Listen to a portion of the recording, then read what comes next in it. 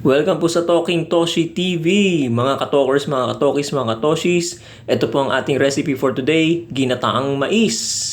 Ito po ang mga ingredients ng ating ginataang mais. I-pause nyo na po ang video at kopyahin. So, pakukuluan po muna natin itong ating coconut milk, ano? At, ayan, nakikita nyo naman, umuusok, napakainit. At, ayan. Take a closer look, mga kababayan. Yan po yung coconut milk, ano? Yung pangalawang gata, o pangalawang katas. Tapos ilagay ninyo yung ating malagkit or glutinous rice, no? At lutuin sa kasama nung coconut milk. Okay? Tignan nyo, madalas, ano? Kasi dumidikit doon sa sandok. Alisin nyo doon sa sandok pagka hinalo nyo kasi sayang naman. Pagka ganun ang nangyayari, ibig sabihin hindi pa siya malambot. Ano? So patuloy nyo lang haluin. At kung maaari, kung medyo malakas yung apoy o yung kalan ninyo, medyo ikut-ikutin nyo at alisin nyo yung kaldero sa, ayan, katulad yan, sa apoy, ano, para hindi masunog. So, after that, lagyan nyo na yung asukal ninyo. Okay? White sugar or refined sugar. Okay? Siguro after mga 8 minutes, lagay nyo na yung sugar ninyo. Tapos haluin nyo ulit. Yan.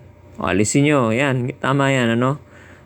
Mayat maya alisin nyo para just to be safe, ano, para hindi masunog. Okay, so dumidikit pa yung yung glutinous rice, yung malagkit.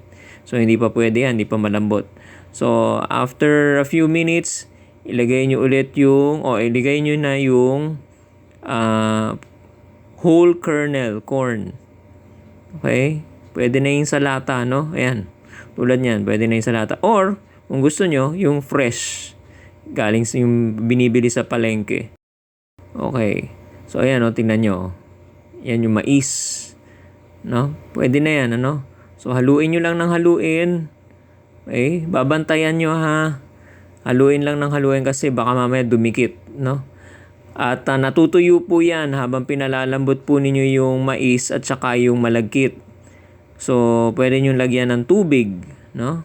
Or kung gusto nyo mas malapot pa dyan, coconut milk, ano? Ayan, katulad yan. Ayan, okay. So, lumalapot na siya, no? Okay, habang pinalalambot ninyo, nagda-dry up yan. So, bantayan ninyo. Dagdag lang ng liquid or ng tubig, no? So, tingnan nyo yan.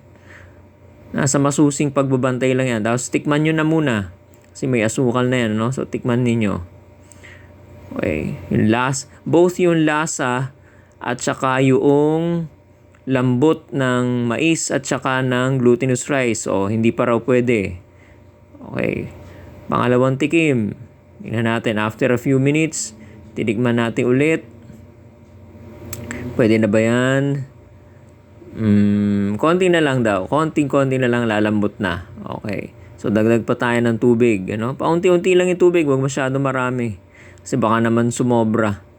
Okay. O, tinikman natin ulit. Okay na raw. Malambot na. Both yung mais at saka yung malagkit. So, lagyan na natin ng vanilla extract just to elevate the taste. Okay. At para merong contrast sa taste, lagyan natin ng asin. Huwag naman masyado marami. 2 pinches lang. Ano? Baka naman umalat yung ginata ninyo. Okay. So, haluin ang nahaluin. Tingnan natin, tikman natin, malambot na at masarap. Kung medyo matabang, kasi naglagay kayo ng tubig, lagyan nyo ng additional sugar. Ayan po ang itsura, napakalapot, napakasarap po, napakainit. No? Masarap po siya sa pag mainit, masarap din po siya pag galing sa ref. Ayan, no? Okay, napakalapot po niya. Patuloy po ninyo suportahan ang ating YouTube channel, Talking Toshi TV. At pati na rin ang ating Facebook page, Talking Toshi TV. Huwag niyo po kalimutan mag-subscribe sa ating YouTube channel, mga kababayan. At Huwag niyo po kakalimutang i-like and share itong video na to. Mag-comment na rin po kayo. Kung may katanungan po pala kayo na gustong erase, merong hindi malinaw doon sa recipe, wag po kayo mahihiyang magsulat doon sa comment section dito sa baba. No? Sa baba. Wag po kayo mag-atubili na sumulat ng inyong mga comments and questions. Alright? At hanggang dito na naman po mga kababayan. Patuloy po ninyo suportahan ang ating YouTube channel dahil dito sa Talking Toshi TV, hindi iniuulat ang huwad na balita. Maraming salamat po at magandang araw sa inyong lahat.